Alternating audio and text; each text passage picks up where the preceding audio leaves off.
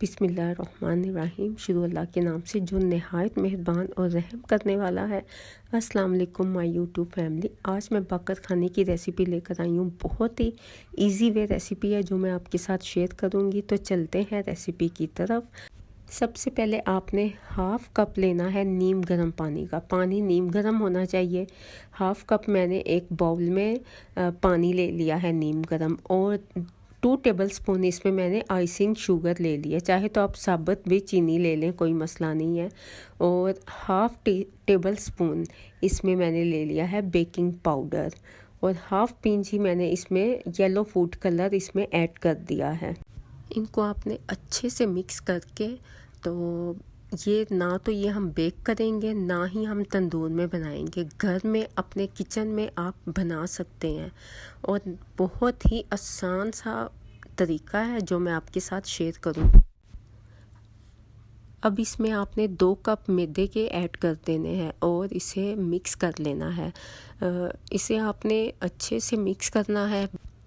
साथ ही आपने 2 table spoon इसमें घी के ऐड कर देने हैं। ऑयल नहीं आपने यूज़ करना। घी मैंने छोटा पैकेट मंगवा लिया था, क्योंकि इस बार मैं ऑयल ही यूज़ करती हूँ, तो मैंने घी इसके लिए रेसिपी के लिए मंगवाया था। तो आप घी ही यूज़ कीजिएगा। 2 टेबल स्पून आपने घी इसमें ऐड करना है, और इसे आपने आटे की तरह गूंदना है। अगर आपको ज़रूरत पड़े और पानी की, तो आपने नीम गर्म पानी ही ऐड करना है। हर रेसिपी का तरीका डिफरेंट होता है। आटा मैदा गूंदने का बिल्कुल डिफरेंट रेसिपी होती है, तो इसको आपने ऐसे ही फॉलो करना है, फिर बेस्ट आपकी बरकत खानी बनेगी। तो जैसा कि हम इसे घर पे बना रहे हैं, तो इसकी लई के लिए हम इसे घर पे ही बैटर बनाएंगे। तो लई के लिए आपने 2 से 3 टेबल स्पून घी ही आपने लेना है। तो घी में आपने 2 टेबल स्पून मैदे के ऐड करने हैं, और इसको पहले आपने घी को हैंड जोन सा बीटर होता है उसके साथ अच्छे से बीट कर लेना है। फिर ये परफेक्ट सी बन जाएगी। अच्छे से बीट करके फिर आपने 2 टेबल स्पून इसमें मैदे के ऐड करने हैं, और मैदा ऐड करके फिर आपने अच्छे से इसे बीट करके फिर ये परफेक्ट सी बन जाएगी। तो आप इसकी कंसिस्टेंसी देख लें, कुछ ऐसे की ये होनी चाहिए। तो इसे रेडी करके आप एक साइड पे रख दीजिएगा। अब आपने मैदे को डस्ट करके, तो इसको आपने 2 हिस्सों में डिवाइड कर देना है, और इसके 2 बड़े बड़े से पेड़े बना लेने हैं।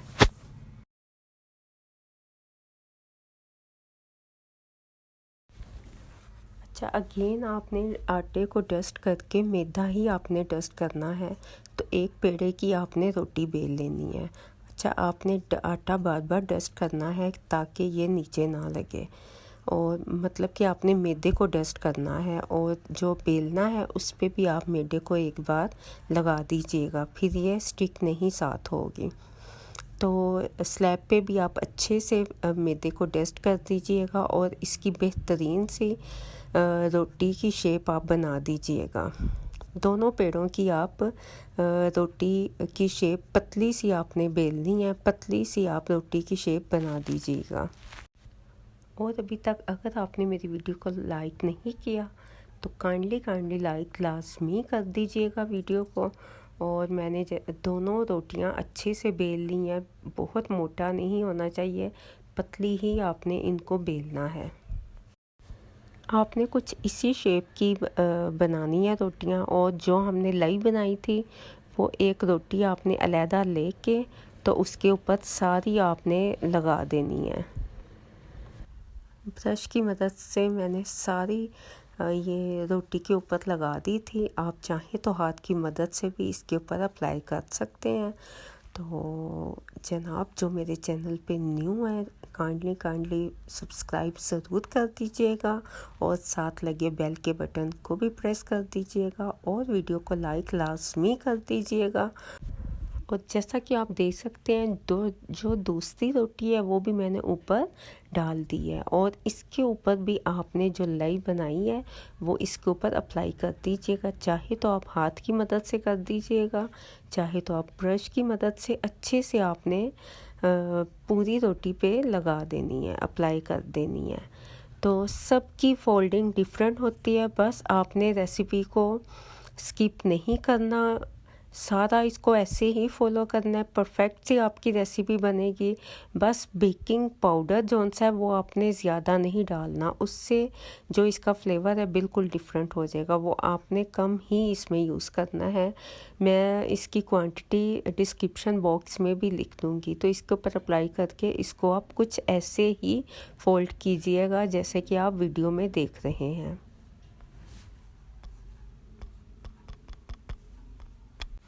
अब आपने इस टाइम पे इसे 10 मिनट के लिए, 10 से 15 मिनट के लिए इसे कवर करके, रुमाल दे के ऊपर अच्छे से कवर करके तो 10 मिनट के लिए रेस्ट दे देना है। तो दोबारा फिर आपने इसे डस्ट करके, मैदे को डस्ट करके इसे आपने बहुत ही एहतियात के साथ बेलना है। तो इसको आपने इस टाइम पे शेप जोन सी है इसकी वो ज़रा डिफरेंट होगी। तो आप देख सकते हैं मैंने इसको अच्छे से इसकी शेप इसे बेल के तो इसे मैंने एक शेप में ले आई थी।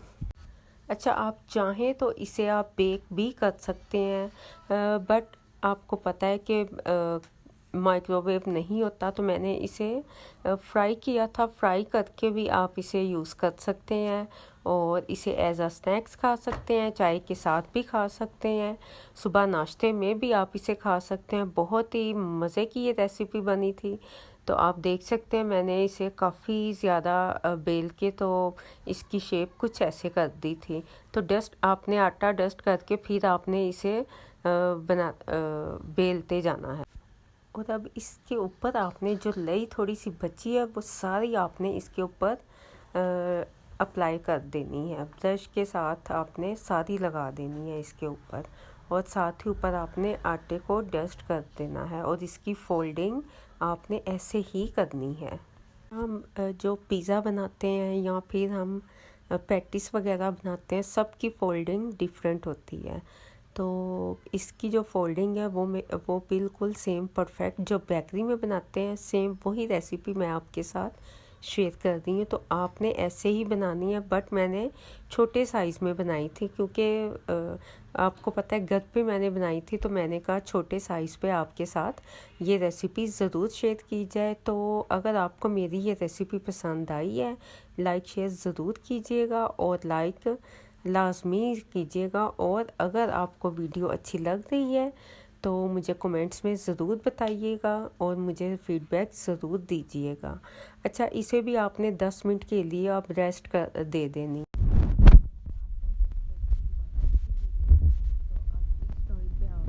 की शेप अच्छे से बनानी है और ना ज़्यादा मोटी और ना ही ज़्यादा बारीक सी इसकी लेयर होनी चाहिए, नॉर्मल सी इसकी लेयर हो। वो भी मैं आपको वीडियो में जाके आगे बताऊंगी कितनी ये थिकनेस इसकी होनी चाहिए, मोटा ये कितना हो पेड़ा, मतलब कि हमारा।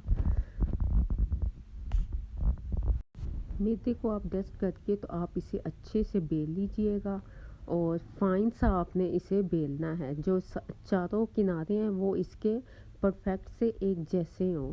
तो बेलने की मदद से मैंने सारे किनारे इसके एक जैसे कर लिए थे और आप देख सकते हैं इतनी आपने इसकी मतलब कि ना ज़्यादा ये मोटी हो ना ही ज़्यादा बारीक हो, तो नॉर्मल सी आपने इसे बेलनी है। तो आप देख सकते हैं वीडियो में। और इसको आपने फोल्ड करना है, बट इसमें आपने ये चीज़ मतलब कि नोट करनी है कि इसमें स्पेस नहीं होनी चाहिए। अच्छे से आपने इसे फोल्ड करके तो एक राउंड शेप में आपने इसे ले आना है। फोल्डिंग का आप तरीका देख लें, जैसे मैं इसे फ़ोल्ड कर रही हूँ स्टार्ट में, आपने ऐसे ही इसे फ़ोल्ड करना है, फिर इसमें कोई स्पेस वगैरह नहीं रहेगी। तो इसको आप सारे को फ़ोल्ड करके तो एक राउंड शेप में इसे ले आइएगा। अब आपने इसे नाइफ़ की मदद से, या फिर आप पिज़्ज़ा कटर ले लें, या फिर वैसे बेस्ट यही है कि आप इसे नाइफ़ की मदद से इसके छोटे छोटे से पीसीस कर लें, कटिंग कर लें। तो आप इसकी लेयर्स चेक करें, क्या कमाल की इसकी लेयर्स आई थी। तो इसको हम करेंगे फ्राई। ऑयल मैंने ऑलरेडी गर्म करने के लिए रख दिया है, बट आपने ऑयल को मीडियम फ्लेम में गर्म करना है। बहुत ज़्यादा आपने तेज़ आंच में ऑयल को गर्म नहीं करना, तो मीडियम फ्लेम में आपने ऑयल को हल्का सा गर्म करना है। अच्छा, इस टाइम पे आप चाहें तो इन्हें बेक भी कर सकते हैं माइक्रोवेव में, वो सबसे बेस्ट है अगर बेक हो जाए तो। बट जिनके पास ओवन नहीं है घर पे, हम इन्हें कैसे मतलब कि बाकरखानी बना सकते हैं। तो इसको अपने हाथों की मदद से हल्का सा प्रेस कर देना है। तो आप ये देख सकते हैं कितनी ज़बरदस्त सी इसकी शेप बनी है, बहुत ही कमाल की शेप बनी थी। तो आपने इसे ऐसे ही रेसिपी को फॉलो करना है।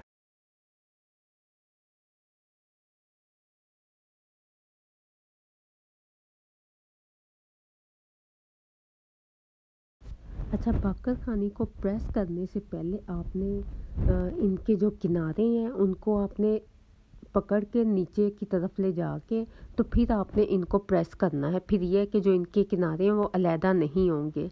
तो आपने हर बाकर खाने को पकड़ के ऐसे ही करना है, किनारों को नीचे की तरफ ले जाके फिर इसे प्रेस करके फिर इनकी परफेक्ट सी शेप बन जाएगी। तो आपको मेरी ये रेसिपी अगर पसंद आई है तो लाजमी लाइक ज़रूर कर दीजिएगा और मुझे कमेंट्स में बताइएगा मेरी ये रेसिपी कैसे लगी।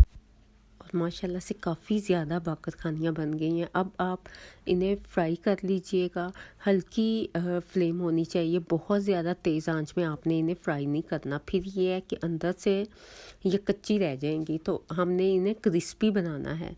तो आप देख सकते हैं इन्हें फ्राई डिप करके इन्हें ये डीपली फ्राई ही होंगी। आप चाहें तो इन्हें बेक कर सकते हैं, बट ये बहुत ही इजी वे तरीका था तो इसलिए मैंने आपके साथ शेयर किया। फ्राई आप करके तो फिर इनका जो ऑयल है आप ये किसी भी टिश्यू पेपर में या किसी भी पेपर में रख के तो आप ऑयल निकाल दीजिएगा। ऑयल फिर सारा रिलीज़ हो जाएगा तो फिर ये परफेक्ट सी रेसिपी बन जाएगी। तो आई होप कि आपको मेरी ये रेसिपी अच्छी लगी है। इसकी आप फाइनल लुक देखें, बहुत ही कमाल की बनी थी।